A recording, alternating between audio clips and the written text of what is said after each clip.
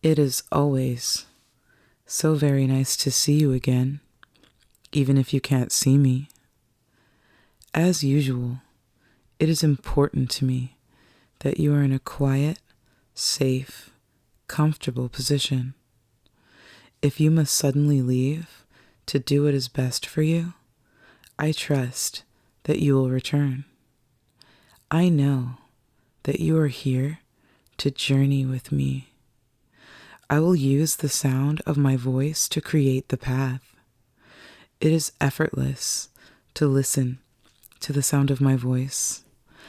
And when you are focused, you can feel the same calmness and peace I have when I give my voice to you. I want you to allow your body to relax. Relax into the awareness that you are with me in the stillness and quiet. Your feet are lightly resting upon the smooth surface of nothingness. Your legs feel weightless, quick, and strong. Your hips are balanced and easy to move around. Your spine is in perfect alignment. Your breathing is calm, deep, and regular. Your neck is relaxed and stable. Your head feels a little tingly, doesn't it? Mine does too.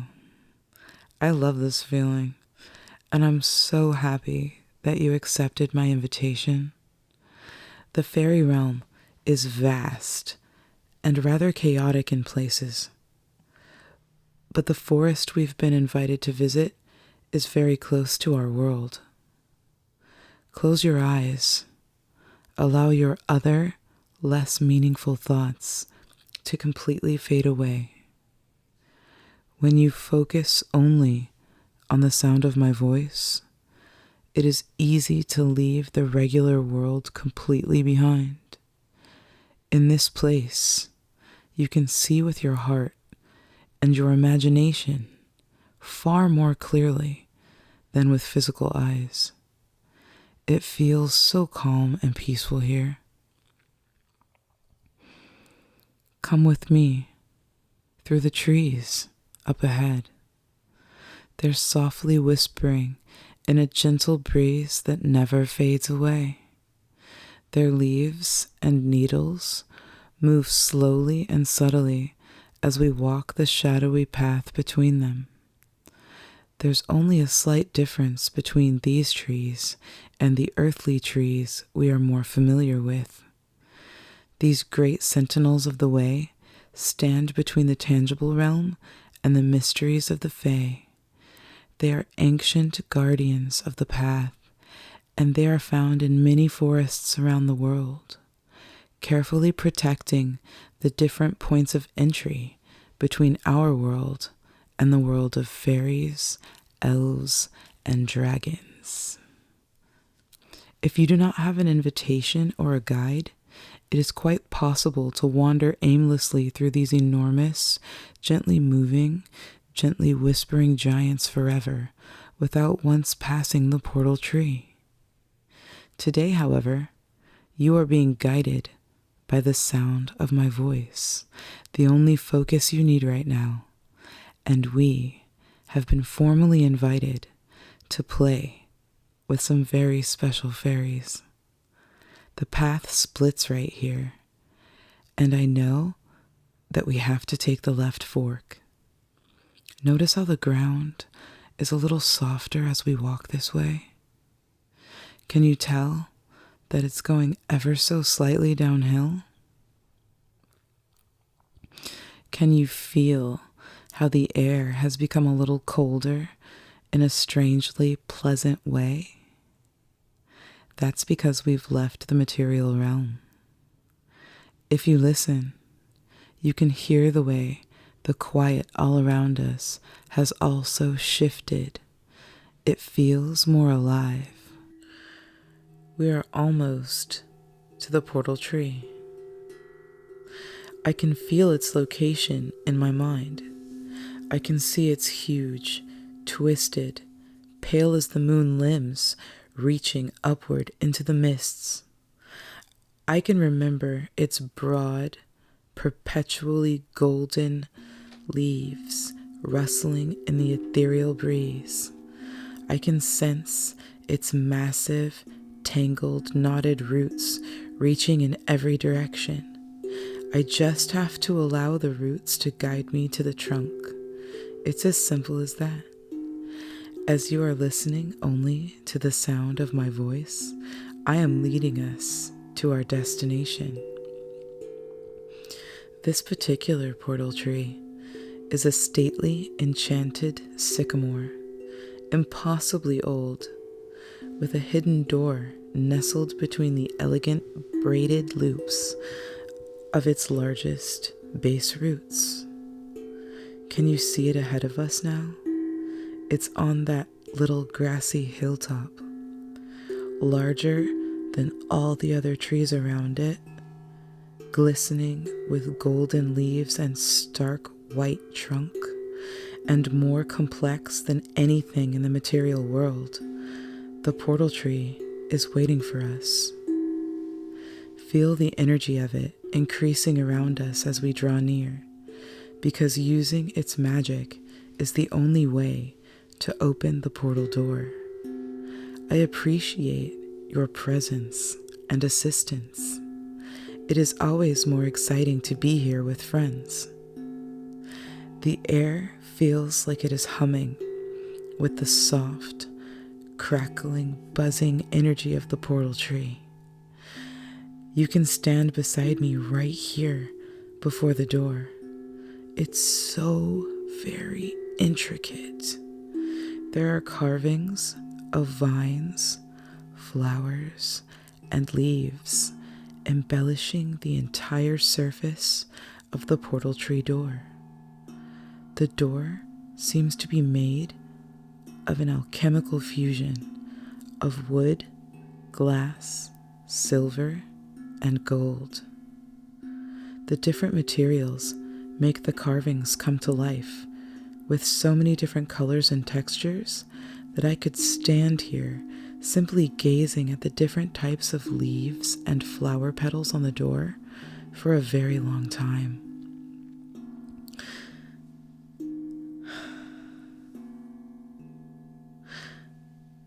I've actually done so before, to be perfectly honest with you. But that won't be happening today, because today we are invited to join Lady Leiley, and we cannot keep her waiting. Breathe with me.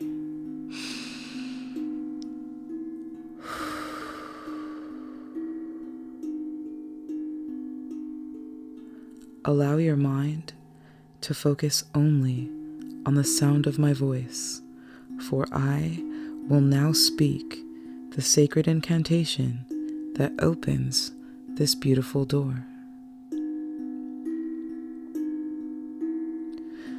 By the life in my breath, by the love in my heart, by the passion in my blood, by the magic in my soul, I ask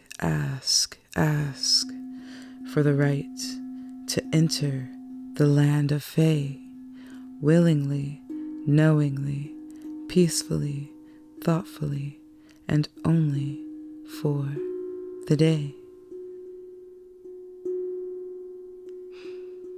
The door has vanished, revealing the velvety blackness of the portal. If you look carefully, you can see tiny flecks of light mixed into the darkness. They swirl and move, they glimmer and sparkle, they shimmer and shine. And now, they're all around us as we are embraced by the gentle darkness of the realm between realms. There is nothing but potential energy and non-linear thought in this place. That's why it is easy to get lost or forget why you're here at all.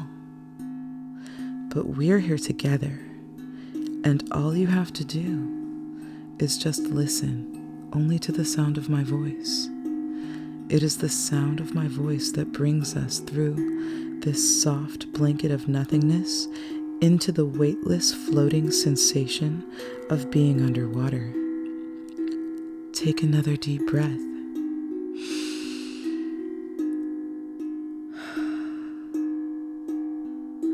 Though we are slowly swimming upward together through this feeling, your abilities, like sight and breath, are completely uninhibited. It feels amazing to rise like this, swimming upward toward the unknown adventure awaiting us above. As you can see, this is not a tree with a portal door here in the land of Fae. Can you make out the geometric patterns made by the white stones of the tunnel we're going through now? The stones are so smooth and they fit together perfectly, almost like puzzle pieces. But you can still see the lines where two stones meet if you look very carefully. Now that we've reached the top, you can feel how we've broken the surface of the water, even though we don't feel wet at all. Grab the edge of the well and pull yourself out of it like I'm doing. It's always a bit disorienting to walk into a tree and then climb out of a well in another world, but you'll get used to it, I promise.